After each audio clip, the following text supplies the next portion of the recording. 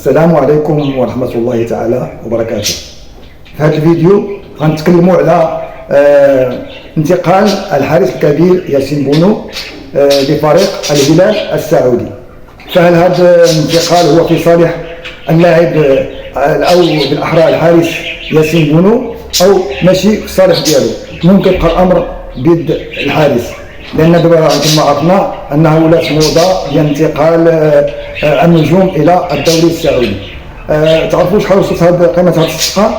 وصلت قيمه هذه الصفقه ل 10 مليون اورو سنويا مع الحوافز والامتيازات، بحيث صرح اللاعب او الحارس ياسين بونو بانه يحب التحديات وبان النادي اجبو، ونتمنى لياسين بونو يلقى راحته في هذا النادي ان شاء الله، ويزيد الامان لان حتى الدوري السعودي ما ننساوش بانه هو دوري مهم يعج بالنجوم وبالخصوص الفرق الاربعه الكبرى، فهي اصبحت تعج بالنجوم واصبحت المنافسه جد قويه هناك في السعوديه.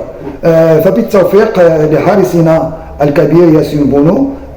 المهم كنتمناو له حظ سعيد مع هذا النادي، ونتمناو له كذلك يتطور اكثر، لان احنا في المنتخب هنايا مازال محتاجين بزاف، ومازال هو الحارس الاول للمنتخب المغربي الوطني.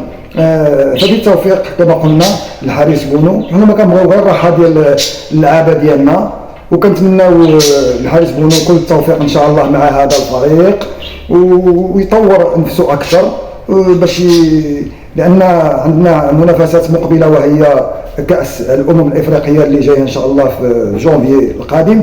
نتمناه يكون في احسن الظروف وفي لياقته الكامله، ويعطي للمنتخب الوطني اكثر ما يمكن في حراسه المرمى.